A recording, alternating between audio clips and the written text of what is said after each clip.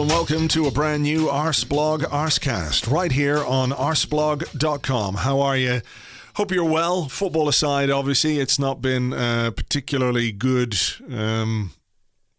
season, I guess. I was going to say particularly good week or 2 weeks or last 24 hours or something, but, it's not been a good season. And now it's over. There are still 4 games in the Premier League, but let's face it, the end is here. We went out of the Europa League last night with a tepid, uninspiring, unenergetic, 0-0 draw with Villarreal that lacked the kind of energy and intensity and occasion that you would expect from a game like this, a performance like this. It was not good.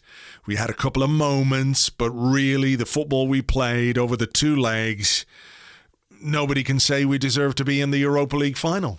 And nobody could say, based on that if we were somehow to win that Europa League final, we would have been worthy of Champions League football. I know that would have been the outcome, and I would have taken it and grasped it with both hands, but sometimes you reap what you sow, and we sowed the seeds of nothingness with a performance that, I don't know, it raises many questions about what happens next. Why can't we play on big occasions? Why can't we play on small occasions? I know there are factors like, fans would have made a difference, but Villarreal didn't have fans in their first leg at home. So, these things work both ways. There are no excuses for the way we played last night. There are no excuses for the season that we've had. It's been way, way, way below the standards that are acceptable for Arsenal Football Club, even if you accept that there are mitigating factors, that there are things to sort out and things to rebuild, and that it is going to be a bit of a slow process. And I use that word in its true sense rather than the sort of Arsenal meme sense at the moment. This squad and this group of players may not be perfect, but I think it's better than what we've seen this season. It should certainly be way above mid-table. We should have, at the very least, been competitive against Villarreal, and we weren't. And look, you can't go through a season like this without there being a post-mortem, where you ask what happened, why did it happen, and what happens next? And who decides what happens next, and when should it happen? Or, look, there are so many things that we can discuss and things that we will discuss on this particular show. So I think I'll just park the kind of the build-up commentary to this and just get on with the discussion and welcome our guest. First up, Tayo Popoola. Hi, Tayo. Hey, mate, how are you? Well, a silly question, but hello. Let's just go for that. Yeah, let's go for that. Yeah. Introspection can come later. And also with us, Tim Stillman. Hello, Tim. Hello there. Tayo, can I start with you? We have, all of us, I think, as Arsenal fans, a breadth and depth of experience of things going wrong and also imaginations. And I could envisage a number of ways in which Arsenal went out of the Europa League to an Unai Emery team. I didn't quite expect it to be as tepid and magnolia as it was last night. And then there's another part of me that thinks, well, you've watched Arsenal all season long. Am I just stupid for not thinking that this was the kind of performance we could produce? No, I mean, that's what Captain Hindsight's for, but you're totally right. I think there's been a general, with good reason, there's a general feeling that when the time comes, we'll step up. It will be different. You keep thinking it will be different. How many times have we heard, because we're Arsenal, right? Yeah. So afterwards, having gone out in such a way, it is so unbelievably frustrating and makes perfect sense the day after. But yeah, watching it happen in slow motion. Like when I was thinking, when you're having a dream, have you ever tried to have a fight in a dream? And you just can't. You can't punch. You can't punch, and you're watching yourself not being able to punch, and it's just really, really frustrating. And that's sort of how I felt yesterday. I couldn't believe it was happening. I couldn't believe they couldn't do anything about it. I couldn't believe that we couldn't do anything about it, and it just felt so helpless. And as you say, really, really beige. Slow motion is a really good way of putting it, Tim, isn't it? Because You look for, and just to sort of put the context on this, we are going to discuss the game a little bit, but then broaden it out to the wider issues and the consequences of the game. So slow motion seems about right, because there was nothing in that first half. There wasn't much in the first leg. To play three halves of a game, or 3/4 of two games, or whatever way you want to put it. I'm confusing myself here, but you know what I mean. 45 minutes and another 45 minutes and another 45 minutes where, it's pretty toothless. You can't really expect to go through when you waste that much of a tie. No, indeed. And that's been a theme of the run in the knockouts, really, where usually we waste the first leg somehow and then pull it back and do the hero football in the second leg. And you always had the impression that wasn't going to cut mustard come semi-final time, and that we were going to, and definitely not in a prospective final either, because the quality of the opposition goes up. And yeah, slow motion is a great way of putting it. I mean, of the 180 minutes of the tie, I'd say generously maybe Villarreal controlled 150 minutes of it, whether it was the first leg because they were creating chances and looked the better team, or the second leg where they just had us at arm's length.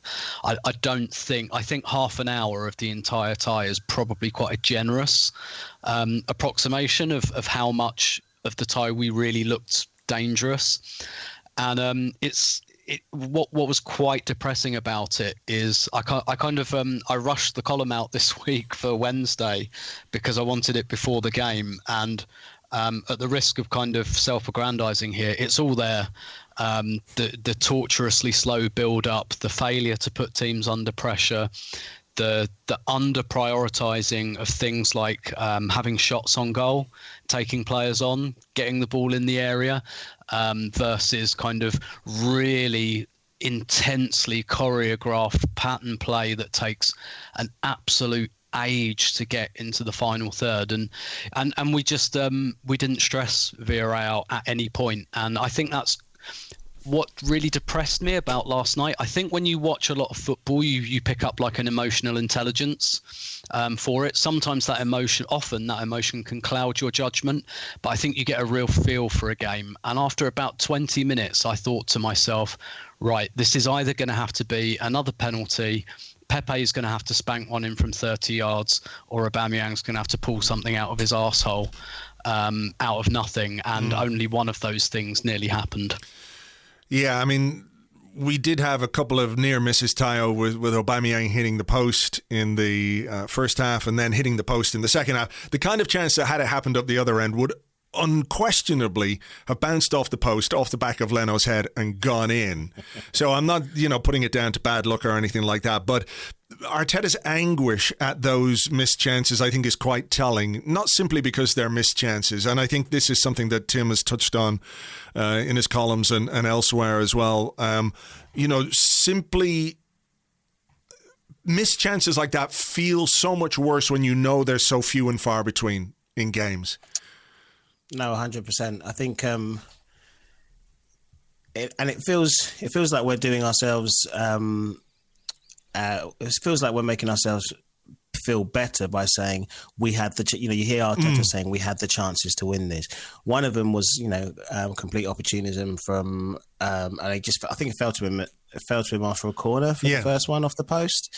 And okay, albeit one of Blair Lewin's crosses found something like the right position for the second one. But the Smith Rowe one so early on. Again, there's two halves. Tim talks about emotional intelligence. There's two halves of my Arsenal brain at work. There's the one that says we'll get some more chances because we're Arsenal. But there was the other one, really and truly, as you say, Tim, with Smith Rowe's kind of scoop chance before you, it felt there's so much more weight on that one as well, because we were so sort of paucity of chances up front. The paucity of just over the 180 minutes of chance creation was just so depressing. And the fact that our only thing to show for this is Saka winning the penalty in the first half it just felt as time went on that you're looking at.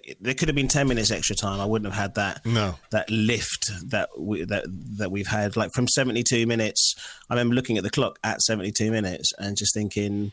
Normally, again, you'd think we've got 20 minutes here to go barnstorming, but we're also talking about very tired players who are very confused and tired players, and there just did not seem to be any kind of impetus for that last 20 minutes. So yeah, every single half chance, and they never felt like really big chances still. And that in itself is depressing as well, with so much at stake.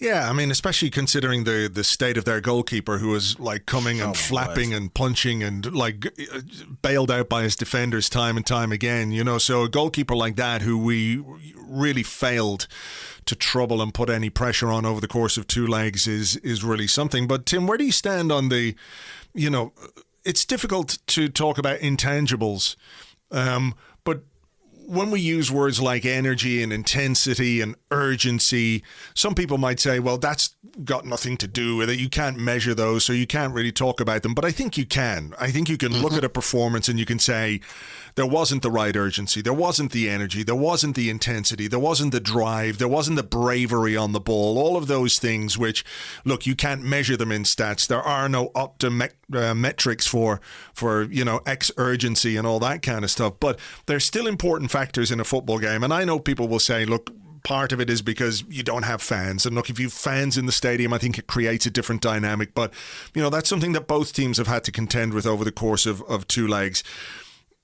It feels to me really like, you know, Arteta is a meticulous guy. He's full of ideas, and he's got, you know, I don't feel like this team went into this game underprepared, like they didn't work on as much as possible on the training ground.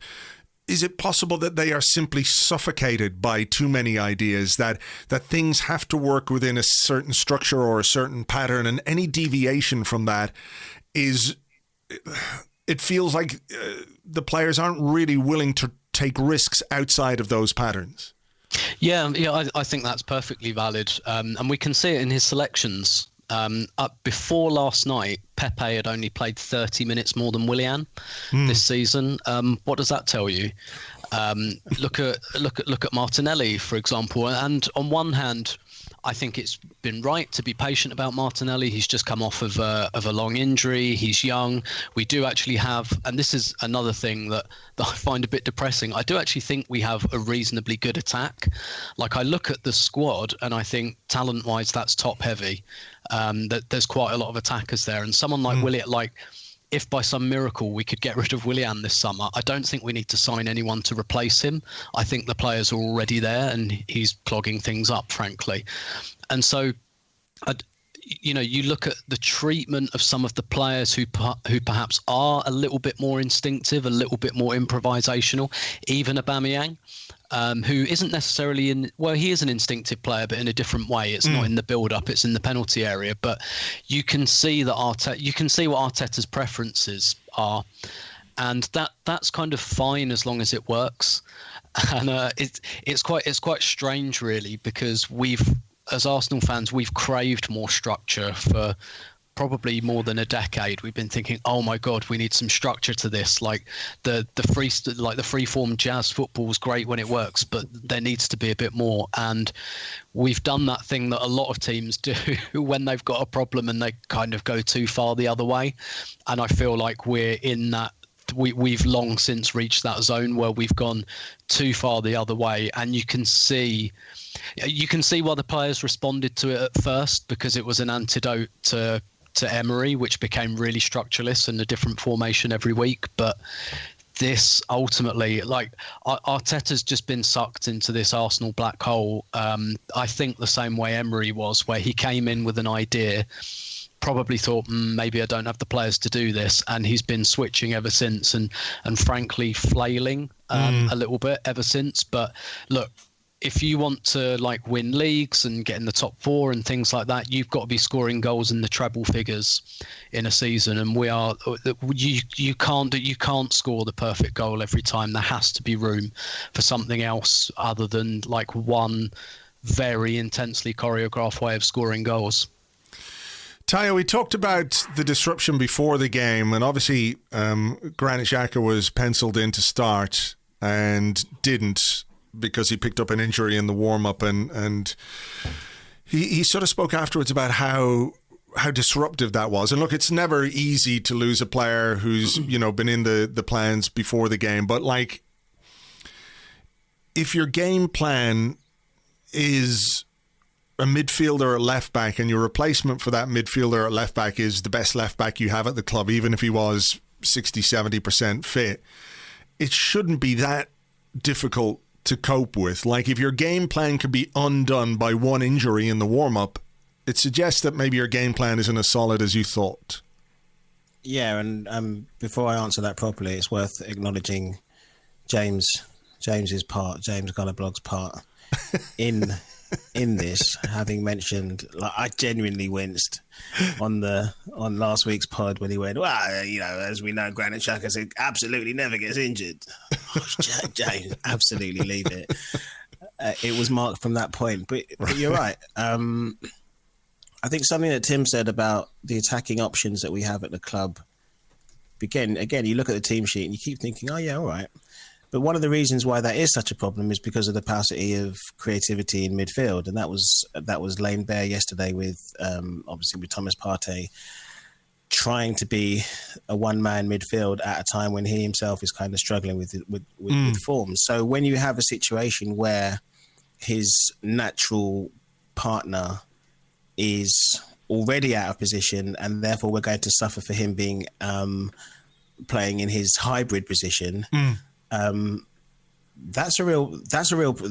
was yesterday's that was laying bare yesterday. And the fact that Kieran Tierney was, I mean, every time I saw him in their half of the pitch, I was worried, because he was clearly not, he's clearly not fit. He's clearly Kieran Tierney is going to kind of push through it. But the fact that you got El Nenny's understandably not trusted. Ceballos has been a problem in that position, and there was no chance to attack properly because without David Luiz and Granit Xhaka in their normal positions, we're going to keep on having this problem. So I guess to answer your question about if that's your only game plan, he's partially hampered by the players that are available to him, partially hampered by injury, but the fact that, as you say, this game plan is based around such specifics with players who aren't in their natural position anyway, yes, of course it's flawed. There are so many factors, as I say, with injury and with tiredness and with and players being forced to play in different positions. Don't play in such a stringent, rigid way if you don't have the personnel. And if you're the person that, and without any kind of plan B, with the more instinctive players kind of shackled because of your system, then we don't have the players or the squad to have anything else apart from. We don't have the players unless everything goes absolutely perfect. And as Tim said, that we've craved this for ages. What you're kind of seeing now is like, when an Allardyce goes into a club, a relegation club or whatever, the conversation is, right, well, let's try and repair the first thing you do is try and repair the damage that's been done. And I guess what you're seeing with Arteta now, it's like when you've got, like, as we've all had in this lockdown, you've got loads of work to do. And instead of doing it, you think, well, I'll just tidy the living room. So that's the easy bit. We've stopped the goals coming in, but haven't done enough to win football matches, as 13 defeats and all those draws early on in the season show. Tim, do you think like the players? I mean, is it a question that Arteta is too controlling? I mean, we're speculating. Obviously, we're only going on what we're seeing, but the reluctance of the manager to leave his team exposed is. There's a direct correlation between that and the lack of attacking threat, in that he won't give the players the license to go forward. I mean, he's always talked about scoring goals and trying to create an attacking team, but what he said and what he's done have been two different things. Like what he says he wants and what he then produces from his players on the pitch are directly opposite at times. Yeah, absolutely. He does. He has my sympathy in a number of ways. To be fair, like this squad is better than this, but the problem with it isn't really just the talent level. It's just such a hodgepodge of players who really don't fit together. And so he kind of has my sympathy in terms of it's hard to leave the back door open with Arsenal because we've seen what that gets us. And to be fair, it's probably slightly better than this, but it's still not good enough. So we've kind of seen that. That said, he did spend £30 million on a central defender to kind of help us do that, and has now decided not to play him in the biggest game of the season. Yeah, I mean, this was his signing, his and Edu's signing.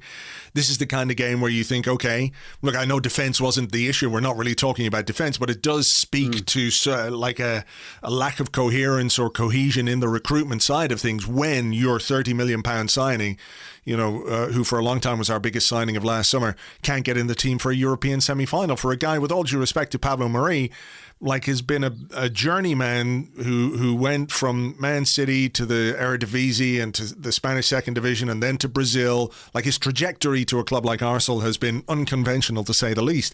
And I don't think he was a big problem or anything last night, but it is telling in another way. Yeah, exactly. Like two of the big signings from last summer in Gabriel and Willian weren't trusted, weren't started, and he took Aubameyang off. I'm sure we'll talk about that, but he took Aubameyang off after 80 minutes, which to me is the kind of decision a manager makes just before he's sacked. When you go, oh my God, this guy has really lost it now. Well, it's his Ruud Gullit and Alan Shearer moment. Right. Well, just expand on that, because the other side of that is that he's just come back from malaria. He talks about how wrecked he was. I mean, I personally, given how badly we were playing and the fact that the two big chances we had fell to Aubameyang, I would absolutely have left him on and then just said, look, take a couple of weeks off here. Particularly when afterwards he talked about Alexandre Lacazette and said really all he had in him was 10 or 15 minutes. Like a guy coming back from a hamstring strain who's not like an impact sub or anything like that. That was a really odd decision for me. Yeah, absolutely. And I so first of all, I don't really see that much difference between 80 minutes and 90 minutes. Yeah. If he'd taken Aubameyang off after an hour, you say, all right, fair enough. But I mean, he played 76 minutes against Newcastle. So and look, in the circumstances, which were absolute kitchen sink, whole season's riding on this, I don't care if Aubameyang's on fucking crutches. You keep him in that penalty area. He's had your only chances. He is the only player who from open play produced any shots on target across both legs, and he only came on for the last few minutes of the second leg. So you absolutely keep him on, particularly when he's just hit the post. And I mean, when we're probably not in the mood to go back and look at it triumphantly, but look at that second Aubameyang chance again. That has not been put on his head. That's not the Benfica goal where Saka puts in a brilliant cross and it's just on a plate. That is, he's got two guys marking him. They both jump with him. It's a decent cross from Hector Bellerin. It's not an absolute give me. That is a guy who is fighting tooth and nail to try and score a goal. That is, he's got up, he's fought off two defenders to get that header in. That, like, he didn't look weak in that situation to me. And then, I mean, to compound it by bringing Nketiah on a few minutes later, I think exposes the extent to which there wasn't really a plan here. But it beggars belief, really. Sometimes you don't need to think of it any more simply than he is our best goal scorer and we really need a goal. And look, we're in this position where we try to craft the perfect chance, and if you're going to do that, then Aubameyang's the guy you want in the area. So I just found that absolutely unbelievable. And like you say, he didn't have to play again till May the 26th if we didn't want him to, if it was really that draining, or he could have had like a 10-minute run out in all of the Premier League games left. I just think, like, if last night was the final, would he have done that? If let's say we go through to the final and there's 10 minutes to go and we're 1-0 down to Man United, does he take Aubameyang off? I'm not so sure. I think, again, it was just it was too clever by half. He kind of thought, I want to bring Lacazette on, but I must not change the formation. The formation must stay exactly the same, and therefore I've got to do a straight swap. And it's really symptomatic of his really poor substitutions, and there's no sign of improvement there. I think what was so surprising is because, what was so baffling about that moment is that we've talked about a manager who is so rigid, which of course he is, but then the lack of any kind of attacking plan in that last 20-25 minutes, including the substitution, including the players being thrown on, is all the more baffling and had us all shouting at our screens yesterday.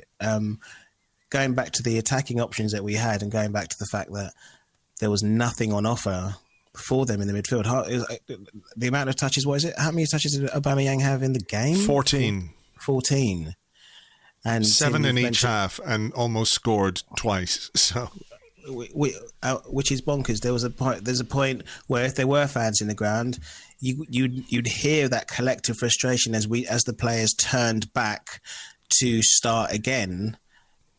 Turn back in midfield and start again. You always used to hear that at home when there was that frustration. Adding to then the fact that we don't have the players on the pitch who can play from the back. The way that Arteta wants to play football is not in sync with the players that he has.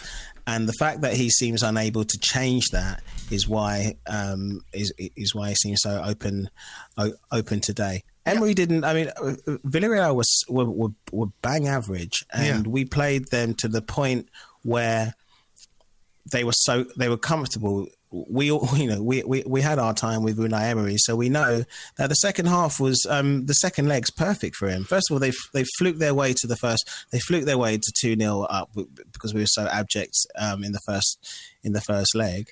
So of course, then simple things like, yes, they pressed fairly. They pressed well. They talked it up a bit too much, I thought, yesterday. They just played like a decent football team with no attacking threat, and should have been at least tested a bit more yesterday. Yeah, I mean, I know what you're saying about the attacking side of things, but it would be reasonable to say that, like, look, in the final 20 minutes, 25 minutes, whatever it was, I think we can over-egg the pudding of tactics, if you like, and there is kind of one tactic when you're in a semi-final, when you have to score. I know it's probably not in the coaching manuals, but throw the fucking kitchen sink at it seems like a pretty good plan to me, Tayo. So, when you have Aubameyang, when you've got Smith Rowe, when you've got Saka, when you've got Odegaard, when you've got Martinelli, when you've got Pepe on the pitch, you do have players who, if they're given some license or some freedom or some kind of structure even in which they can get the ball forward. Look, Villarreal were well organised. They pressed us well. We didn't really press them well in return. But, that lack, as we talked about earlier, that lack of intensity, that lack of urgency, that lack of just something, that desperation sometimes can be a tactic as well, where you make something happen by virtue of just like you're desperate. You'll try things, you'll attempt things, you'll risk things. There was none of that. Yeah, do you know what? I think that I genuinely think, watching that yesterday, I don't think they knew how to throw the kitchen sink. I think that's right. At Villarreal yesterday, I genuinely don't think they knew how to. There'd be the odd long ball up from the back, which would sail out into touch. I mean, we had in the first leg, obviously there was that Partey chance, Partey ball, through to Aubameyang. How important did we not know that would be? Or we actually probably did. But I can't think of any like kitchen sink type shots. I can't think of too many long balls into the box. I can't think of too many times where we had, 6 attackers pressed on their 18-yard line. Can you think of one? No. So I don't know as players whether they seem tired, but they also just seem baffled. If Saka's not gonna, if Saka's not going to do what he's done far too many times this season, if a Smith Rowe first touch isn't like fashioning at least half a break between the lines, I didn't see anything.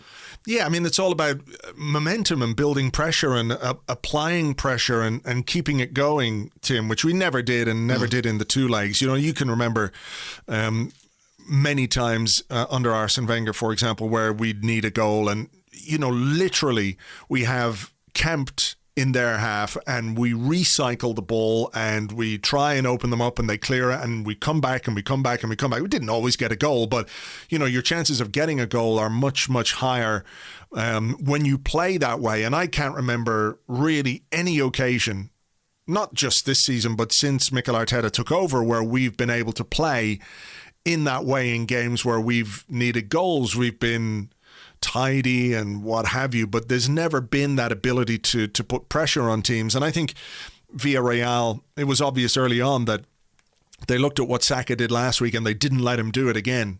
That period in the second half of the first leg where Saka literally just tried to make something happen for us over and over and over again in that kind of right-hand channel. He cut inside towards the box and from there he won the penalty, and there were other moments as well.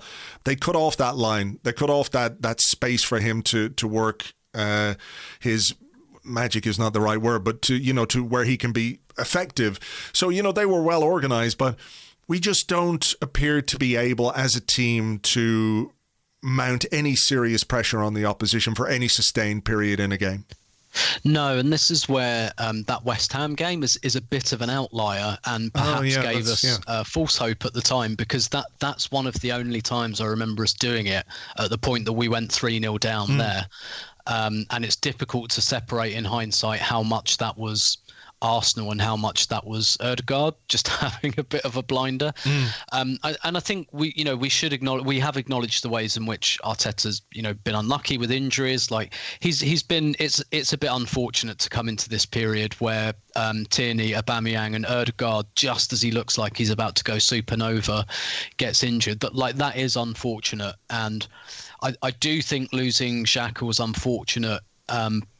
Probably not so much for Arteta, but I think it was fortunate for Emery in that one of the things that Villarreal did really well was block up the wide areas, as you referenced there with Saka, and actually probably having Tierney at left back instead of Xhaka played into that even more, because one of the things we know that Emery does his homework probably to a fault.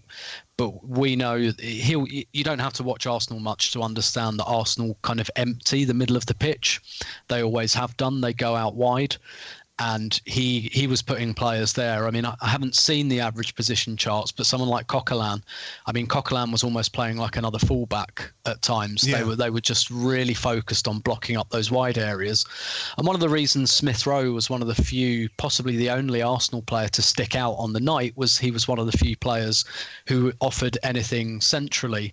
And it's quite a weird pattern for a game to take, because usually you would expect a team primarily wants to attack through the middle, and when they can't do that they go out wide as a bit of a concession. But what happened against Villarreal was Arsenal's plan A was to go wide, and then they didn't really have a plan B, when actually the centre of the pitch was probably a bit more of an enterprising avenue for them. But this is an absolute season long problem, and one of the best ways I can think of to phrase it is, how many half chances can you recall, just thinking, over the course of this season and Arteta's reign, there aren't many like half chances, and it's all those kind of shots that flash over the bar or something. Like it's either the choreographed plan works and we get a shot, or it doesn't and we don't. And usually what good teams do, as you say, is the death by 1,000 cuts stuff. And you look at the way Liverpool play, for example, their central midfielders don't actually score many more goals than ours, but what they do is they're really focused on picking up clearances. And if you I mean, he might not be at Liverpool much longer, but someone pointed out to me about a year ago, when you watch Liverpool, watch every clearance where it just goes to Wijnaldum every time. It's uncanny. And when you notice it, you can't unnotice it, because Liverpool really work on this basis of keeping teams under pressure. And Wijnaldum's job is not to score goals. It's, I'm going to pick up the clearance and then I'm going to give it again to Salah or Robertson or whoever. And we just don't have that. And it doesn't cause any stress. And, you know, a lot of us spoke before this game saying kind of, it's Emery, he's going to go for the 0-0, almost kind of mockingly, which I understand, because usually I wouldn't advise that. But actually coming to the Emirates at the moment, I think it's not difficult to get a 0-0. No, I mean, considering it's, a club record, 10 games this season at home without scoring, Tayo. So this is a bigger issue. You know, I think we've kind of done the game itself at this point, and we need to broaden this out and start talking about what the consequences of this might be. And I think they're obvious from a football point of view, aren't they? That, you know, the last chance of any tangible success or making this season in any way acceptable lay on last night's game, and it fell by the wayside. Like Tim's there, death by 1,000 cuts. Arsenal, death by 11 cunts, but that seems a bit harsh on some of the kids who I really felt sorry for last night. You know, Smith Rowe did play with bravery, and Saka has played really well this season and everything else. So, you know, where in the annals of recent history does this season sit for you? I mean, this is going back to the 90s in terms of where we are and how far below expectations it is. The last time we were this bad, I guess I was in my early 20s and we had Ian Wright. So I still managed to, I think I still managed to enjoy it. The thing to say this time is that, and I'm not just being pithy by saying that, because there was still an enjoyment and excitement going to the games still, because something was going to happen. Plus we were, because, you know, we had my favourite player and we had a decent back four kind of thing. The excitement here is the fact that we do have, the excitement here is Saka and Smith Rowe, Martinelli, but this has been the beigest, most disappointing season, because nothing's happened anymore. I mean, there was almost like there was a weird. Certainly didn't enjoy it, but the Emery stuff. There was a weird. There's always been a weird kind of how bad can it get before it gets better again? And here it feels like a very long road. I mean, we're talking about a club. We have, you know, these kind of quote unquote Bank of England values, and having had a legacy manager, I think you mentioned it this morning actually, having had a legacy manager for so long, there is the intent to try and do that again. But we're trying to operate with kind of, again, it's this dual Arsenal personality. We're trying to operate with kind of the Arsenal. We're trying to operate in an Arsenal way with a board and a structure higher than the manager, which has done everything contrary to that. So stasis and inertia seems to have kind of gripped the club and gripped my feeling about the club at the moment. Where do you think this leaves Mikel Arteta, Tim? You know, under normal circumstances, a manager at a club like Arsenal who presides over 13 Premier League defeats, team is in mid-table, not going to qualify for Europe, has gone out of Europe at the semi-final stage, not in any kind of heroic, valiant way, but in a really insipid, tepid way, to a manager who the club sacked 18 months previously. You know, it's very difficult to make a case that the current manager could survive something like that. And I'm not making a case for that either. I'm just trying to put it in context.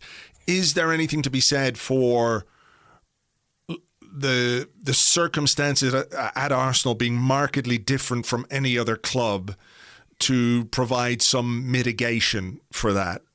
In that, look, everybody's had to deal with COVID. Everybody's had to deal with financial restrictions. Everybody's had to deal with no preseason. Everyone's had to deal with injuries and those kind of things. Excuse me. But no club has had to deal with the Wenger thing, the Gazidis thing, the Mislintat thing, the Sanyehi thing, the various issues that Arsenal have had to deal with. Like, I feel like I wanted it to work for Arteta badly. I feel like his heart is in the right place. I really feel like he genuinely wants to do a good job for the club. I think he absolutely nailed some of the problems that we have, or identified some of those problems. You know, there was a need to get rid of some of the messers and the chancers that we had at the club, and he's done some of that with the backing of the board, etc., etc. We can all see that there's a rebuilding job needing to be done, but you have to be able to do that as well as produce acceptable, at a minimum, acceptable results on the pitch, and that's where we have the issue. Yeah, absolutely. So there's two sides to this, I think, in terms of Arsenal haven't supported him.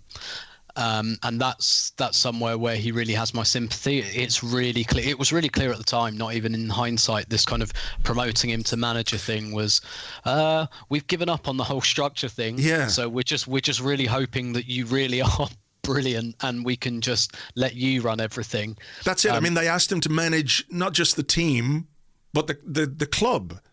Yeah. They made him the manager of the club. Maybe off the back of his good ideas or you know, the vision that he sold them, but you know, in hindsight, you know, that's way too much for a guy of his inexperience to have to deal with.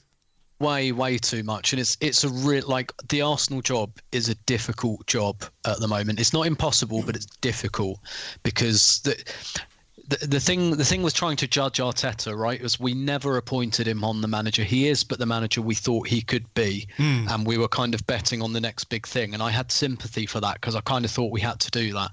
Really, the only two appealing choices on the market at the time were taking that risk with Arteta or going for someone like Ancelotti, who a lot more experienced, but probably on the downslide in terms of his career. I don't think he's done amazing things at Everton. So I can see why we eschewed that option, and there wasn't a lot else out there. So I do understand why they thought, okay, let's gamble on the next big thing. And we know this guy, and he knows the club, etc., etc. So I do have I can see the decision making, and I was broadly supportive of it at the time.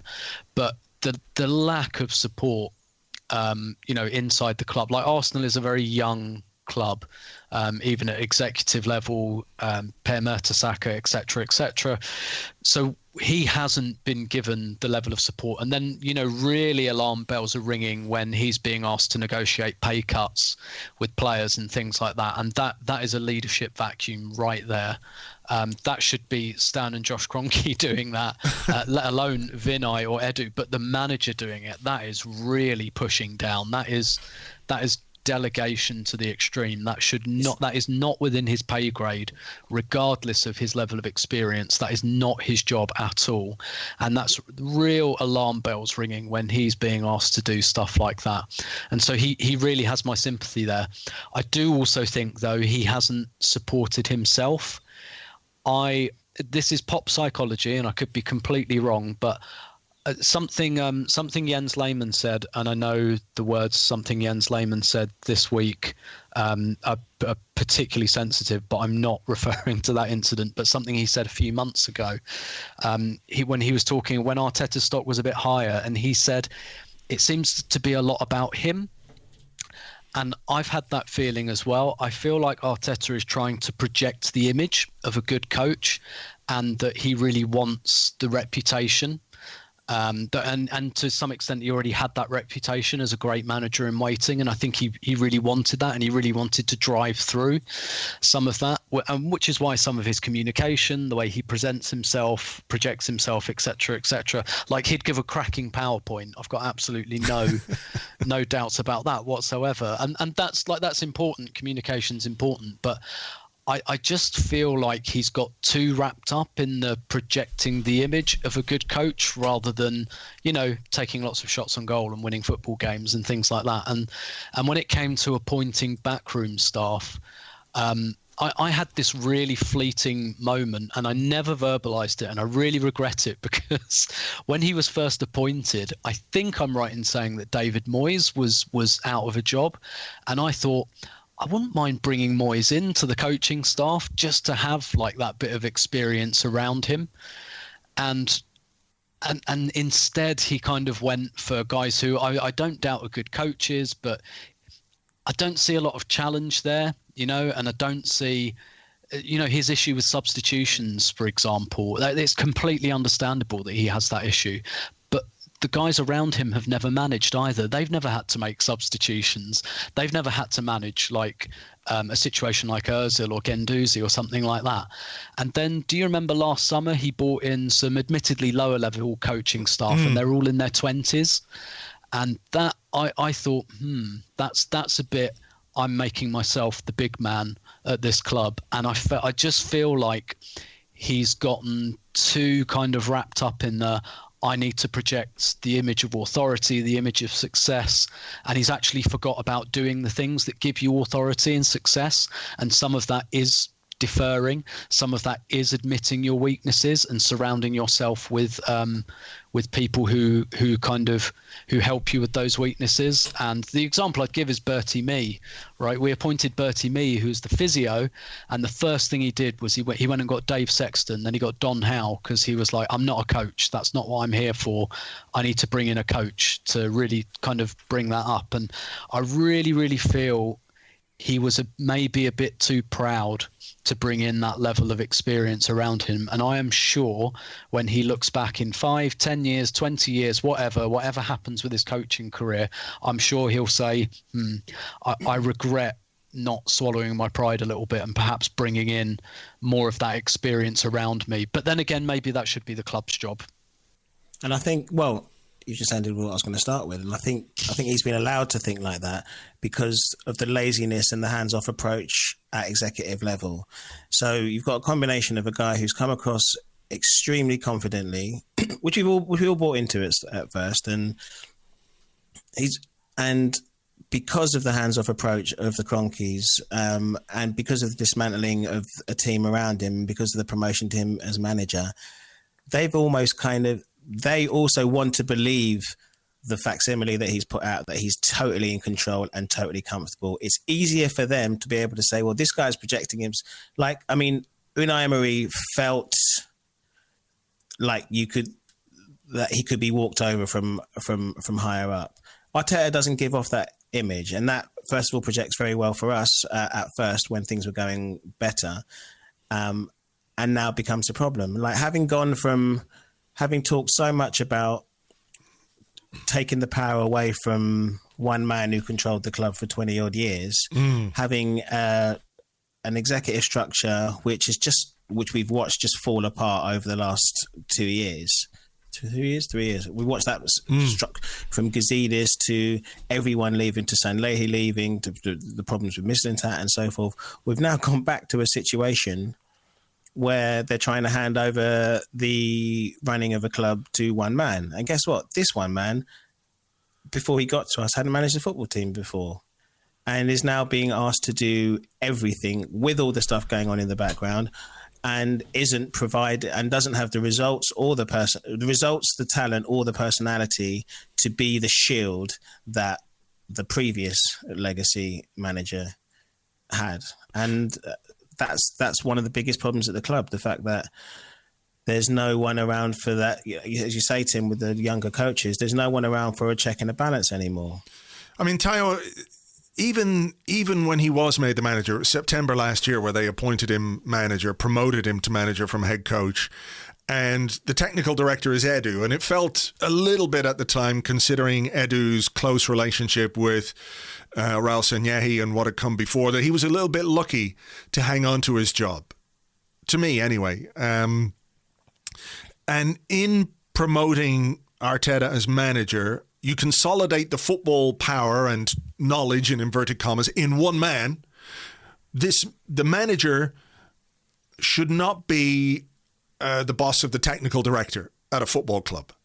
manager / head coach. The guy who's in charge of the team, the technical director should be putting in place the pieces, the transfers, the kind of players that we're going to bring in, et cetera, because managers come and go. Technical director could stay there for 5, 10, 15 years, but managers, head coaches come and go. So the technical director's job is to put in places the pieces for a manager or a head coach to work with within the structures that you as a club define. So how do you want to play? What kind of players do you want? How do you fit those players into the formation, et cetera, et cetera? But what we got was a situation where basically it felt like Edu was not quite Arteta's lapdog, but he was very much second fiddle to Arteta.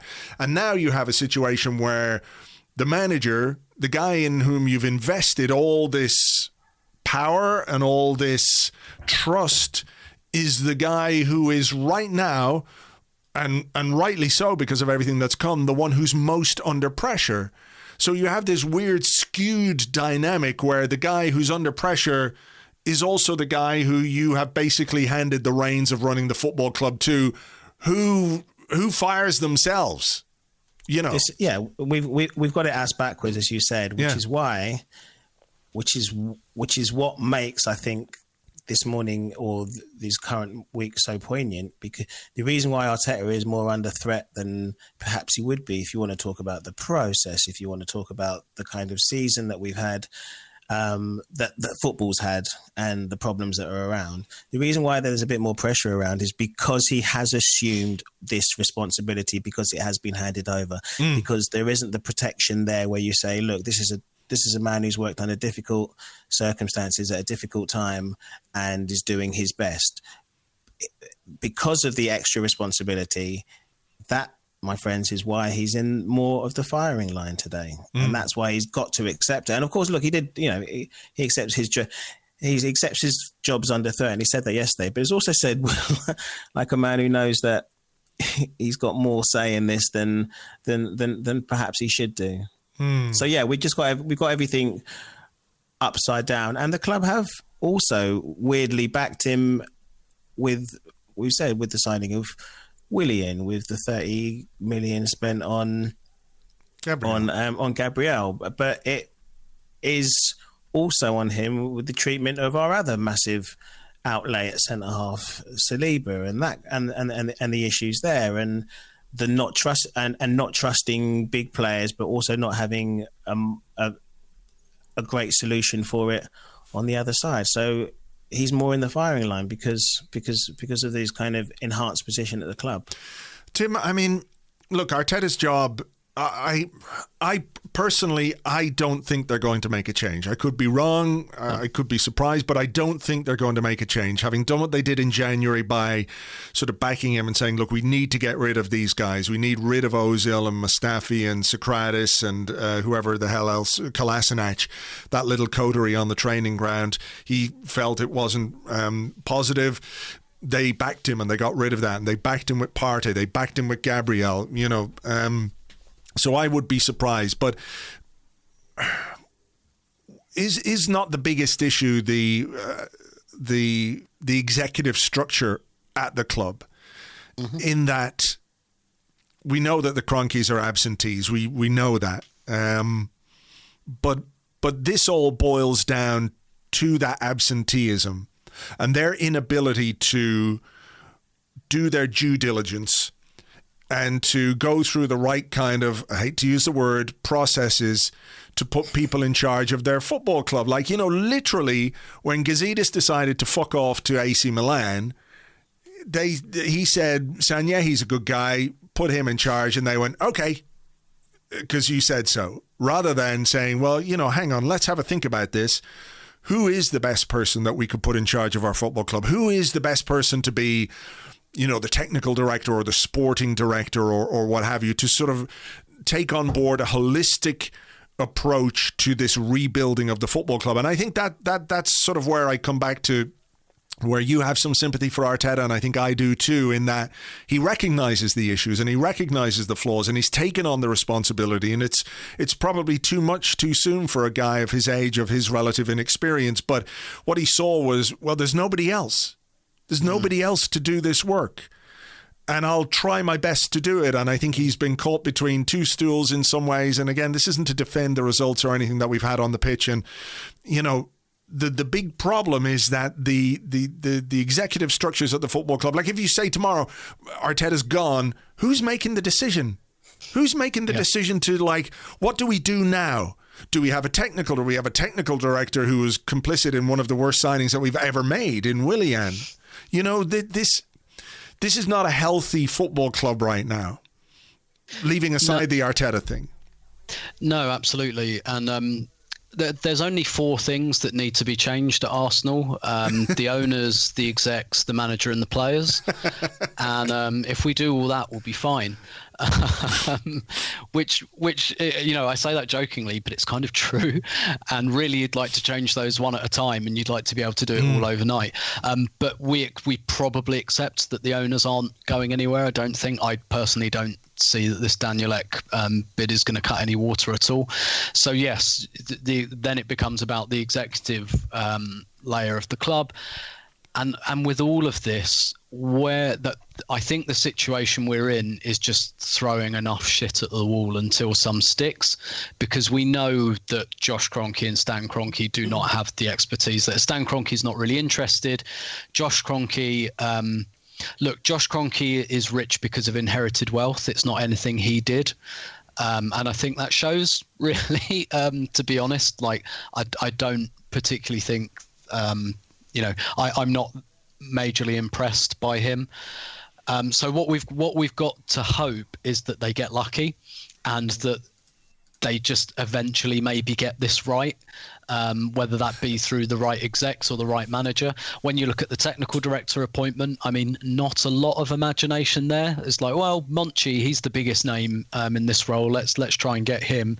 And he's only actually properly worked at one club. So that, you know, there's not really any guarantee that he'd have been any good at Arsenal. And then they didn't get him, and it's like, well, Edu used to play for us, didn't he? Invincibles, everyone loves them. Let's put him in. So, you know, you can follow the thinking there, and you know, Tayo used the word stasis there, and it's a real. I don't know about everyone else. I've been feeling like a real existential issue over the last few weeks with the kind of rebirth of the Kroenke out protests, because we're protesting about getting rid of the owners, and I want rid of the owners because I think they're shit at this. They're just not very good at running, not even football clubs. They don't run their sports clubs very well at all. And a lot of Stan Kroenke's wealth is inherited as well, by the way. So, you know, not perhaps the business brain that everyone might think, but then it's kind of, then Daniel Ek comes in, and you think, well, do I want him really? Do I would just want, and you know, we've talked about this to death, really, that kind of, well, who do I want running the club? I don't really know. And it's kind of that feeling of existential torpor, that actually even getting rid of the Kroenkes, as unlikely as that is really only part of the battle. Because then it's like, well, who comes in? And I feel the same at exec level, because we don't have that expertise in the club. I mean, we could sack Edu tomorrow, and I don't think he could complain. Like, just from a pure business perspective, in any other business, you know, even a semi-engaged owner would rock up and say, I see your spend. You know, you convinced us to spend 200 grand a week on Willian, and I don't know a lot about football, but I can see he scored 0 goals this season. What the fuck are you doing with the club's money? Yeah. Even a semi-engaged owner might consider that, you know, bordering on a sackable offence. But then, who the hell are they going to appoint? And it's the same with Arteta, right? It's exactly the same. Like, I think he can't have any complaints if he's sacked this morning. He really can't, and I think he knows that. But then, who the hell do we get in afterwards? And who the hell has the level of expertise to tempt someone? You know, to say, hi, our club's a complete tyre fire. We've been in decline for years now. We don't even have Europe next season. Our squad's a complete mess. Who wants to come and manage us? And by the way, because we don't have Europe next year and everyone's season tickets are so much cheaper, we don't even have that much money for you. Like, it's not a great sell, even if we had great brains. So it's, I'm sorry that's not a particularly cheery answer, but it really, like, it really feels a bit like the game, right? It feels like, Yes. Pepe's going to have to smash one in from 30 yards, or Aubameyang's going to have to produce something out of nothing. That's how I feel about the exec level of the club. Like, someone's just going to have to pull a rabbit out of a hat almost by accident. It also felt like you mentioned the game. Watching the club was like watching the game yesterday, in the sense of feeling powerless, seeing that really obvious things aren't being done, and we have nothing to do about it, and we have nothing that we can do about it. I guess that was what was encouraging. Excuse me, about the protest the other week. I can't help thinking back to like the little shareholders that we used to have. One of them who people who had one share, two shares, and that was such a big, that was such a big deal for them. Someone I do a podcast with, of course, Alan, was one of those. And we were talking, I remember how disappointed he was at just having that symbolism taken away. And when those, when our club was bought lock, stock and barrel by the Americans, and the way that fans no longer have anything to.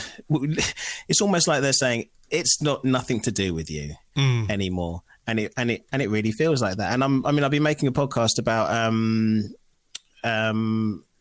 the Knicks, New York Knicks at the moment, and any of our American viewers will recognize the problems with one of their owners, James Dolan. And if you're a basketball fan, and I always used to wonder, maybe because we had that shield before of Arsene Wenger, to think that what a difference that ownership can make, and how it has eroded the quality and the values at the club. And I if you want to see it kind of writ large, you've seen that in American sports, and you've seen people talking about American owners before. And I mentioned James Dolan and the New York Knicks. We are seeing that with our own club now, where as a result of the kind of torpor and inertia at the top, there's this complete erratic appointments and administration at exec level, which has come down to management level, which we're now seeing every day or every week on the pitch. It really has started from the top, and I'm surprised that it has come so far up. Like, if you want to talk about trickle down, this torpor has trickled down from the very top to what we saw last night. Tim, I mean, is it unreasonable for me to suggest that, given their experience in sporting club / franchise ownership and business as a whole, and the ability, KSE and all the associated businesses and Kroenke's property businesses and everything else, I'm sure have very smart, intelligent people running them at a profit to make money. So is it not beyond the realms of possibility that, there are people out there, there are experts in football and football club consultancy and executive consultancy that Arsenal and KSE, let's be clear, this is on them, could put in place a hiring process. They could get executives, they could get consultants to make recommendations and do interviews and do all the things that normal people have to do to get jobs. I know football is a weird and strange industry, and there's a lot of like, well, this guy knows this guy and he's good, so bring him in, or, well, he's available, so we'll just get that guy. But there's no reason why those kind of processes can't work at a football club if you're so inclined to make them. No, indeed. And I mean, I guess one thing they appointed Tim Lewis, right? And how long after that did Raul Sanllehi pack up his desk? And they are bringing in Richard Garlick to the executive team. Quite what he's going to do, I don't know. But, there is some football experience there, I guess. Yeah, I mean, they are appointing people. They're just not appointing the right people. And we hope that, I don't think Tim Lewis is going to turn us into title challengers or anything, but we can but hope that they're the right people. But absolutely, that is the absolute bare minimum due diligence you would do, is to say, okay, we don't really know this sport. You know, we own a load of US sports and they're set up in a certain way. They're set up in a way that enable owners to make lots of money. And, you know, the really worrying thing is that the Cronkies have already shown their hand with the Super League thing. That's been obvious for a long time, I think, anyway. But they've shown their hand that their plan was never to try and turn Arsenal into a competitive team. It was to try and make the game less competitive. That's that's what billionaires tend to do, right? They take the money, then they change the rules of the game, and that was their end game. We can see that now. Well, I think we always saw that, but we know it for a fact now. I guess the only hope that we have, if they're serious about building bridges with supporters again, this is an ideal opportunity to look engaged again, to look busy, you know, to look like you're doing something. This is a very critical moment for them in terms of whether they care about fan opinion. I just don't think they do. I don't believe a word that comes out of Josh Kroenke's mouth. No words come out of Stan Kroenke's mouth, so there's no issue of trust with what he says there because he didn't say anything. So this would at least be an opportunity. Like if they're actually serious about even turning the tide of fan opinion, this is a real opportunity for them. You know, this is an opportunity for them to say, right. And I'm not necessarily advocating for them to make populist moves that just look like they're doing something, but they could just go, right, okay, 9th out of the Europa League semi-final, not good enough. We're setting the standard now. That is not good enough for Arsenal. You get sacked. That's the end of it. We want to do much better. But none of us expect that, do we? No. We all expect them to just go, yeah, well, we'll just see how it goes, like we always do, and then we'll probably just wait until it's too late and everything's on fire and in ashes on the ground, and then maybe we'll turn on a water hose after that. It's a series of rock bottoms. Yeah. You talk about getting lucky with a Pepe 30-yarder. They might get lucky with Hale End. We might get lucky because instead of 200 million, which they would never magic up anyway, we've got that in our ranks. Yeah, I mean, the other side of that is that they might look at Hale End as a way of offsetting some of the financial impact of, this season and what's happening. So I don't necessarily want to go down that road because that's even more depressing than I thought. But look, it is what it is. Look, I've kept you guys too long today, and I really appreciate you being here. I was going to maybe say, look, is there any reason or any hope for optimism? But I think that can wait for another day. We've gone full doom on here, and we can... Yeah. What I'll tell you, Andrew, is that obviously they're in the process of hiring a new manager for the women's team, and I'll keep a close eye on that because that, for me, is a big litmus test of their competence. Yeah. And there are good choices and there are bad choices they can make, and we'll find out in the next couple of weeks. And, maybe that will confirm our suspicions, or maybe it will give us a beacon of hope.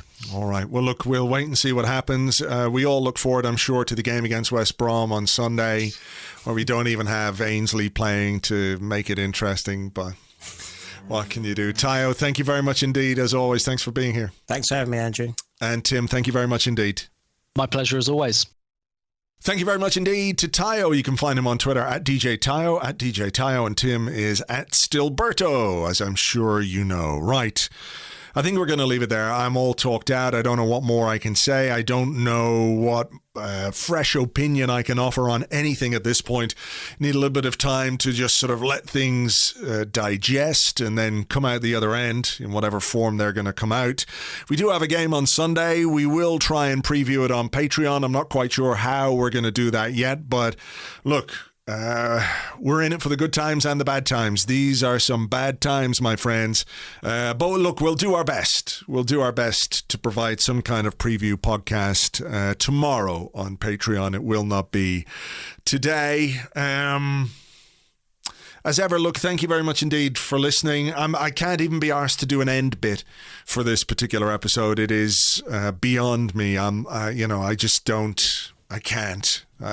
What, how, why? I don't know. Thank you as always for being here. Thank you for listening. Thanks for your support and all your comments and tweets and everything else. I hope you've enjoyed this, despite the fact it's been far from the cheeriest podcast we've ever done. And it is a long, long way from the kind of podcast I was hoping we'd be able to do today, given that we could have reached a European final last night. Okay, listen, I'm going to leave it there. Until the next one, folks, take it easy. Cheers. Bye-bye.